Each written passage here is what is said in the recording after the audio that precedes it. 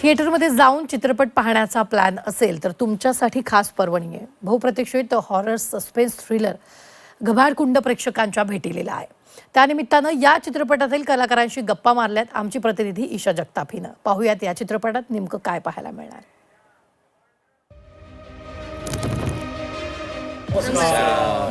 जेव्हा मी तुमच्या या चित्रपटाचा म्हणजे घबाडकुंडचा ट्रेलर पाहिलं ना, तेव्हा असं म्हणतात ना, भीतीचा काटा अंगावरून गेला तसंच झालं. खूप भीती वाटली. पण हा ट्रेलर आता इथे थांबवावा असं नाही वाटलं. काय घडतंय पुढे, काय घडतंय अशी उत्सुकता वाटत होती. आणि म्हणूनच आता या चित्रपटात काय आहे याची सुद्धा उत्सुकता वाढलेली आहे.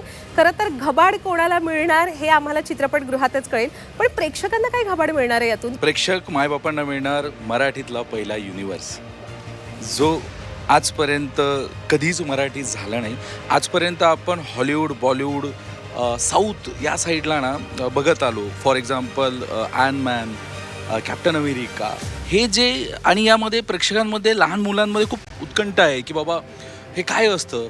तसंच आपण मराठीत पहिल्यांदा आणला आहे मराठीतला पहिला युनिवर्स. ईशा, मी प्रत्येक वेळी स्वतःला एक चांगल्या दिग्दर्शकाच्या हातात द्यायचा प्रयत्न करत असतो आणि बऱ्याच वेळा हे स्वप्न माझं पूर्ण झालेलं आहे.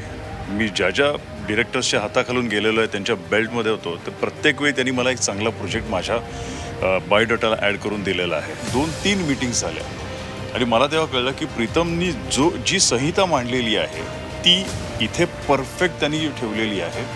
छोट्या छोट्या गोष्टीसुद्धा त्याला त्या संहितेच्या माहिती आहेत. जी स्क्रिप्ट होती ती जबरदस्त स्क्रिप्ट होती आणि म्हणजे बोलतात ना की सोने पे सुहागा, म्हणून की एक चांगली स्क्रिप्ट आणि ती एका चांगल्या दिग्दर्शकाच्या हातात, याच्यासारखं सुख कुठल्याही कलाकाराला म्हणजे मोठंच असतं. घबाडकुंड हा जो युनिवर्स आहे, मराठी फर्स्ट युनिवर्स, तो युनिवर्स शब्द तिकडे लागण्यामागचं कारण असं आहे की आधी आल्याड पल्याड सिनेमा आला होता ज्याच्यामध्ये माझं दिल्या नावाचं कॅरेक्टर होतं. तर त्याचंच एक्सटेन्शन म्हणजे घबाडकुंड आहे.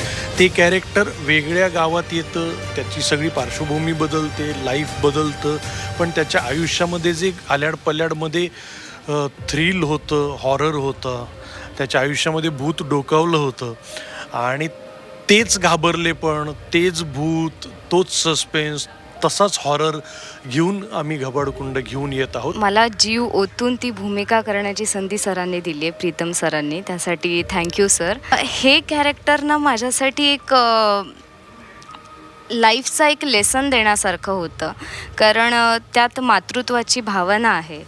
आई ही प्रेम, माया आणि त्यागाची मूर्ती असते आणि आई झाल्याशिवाय ती भावना आपल्याला अनुभवता नाही येत. चित्रपटाचं संगीत म्हणा, संवाद, तुम्हा सर्वांची मेहनत, तुमच्या भूमिका, सगळंच असं एकदम जबरदस्त जुळून आलं आहे. प्रेक्षकांचं तुम्हाला भरभरून प्रेम मिळणारच आहे आणि झी 24 तास कडूनही घबाडकुंडला खूप खूप शुभेच्छा.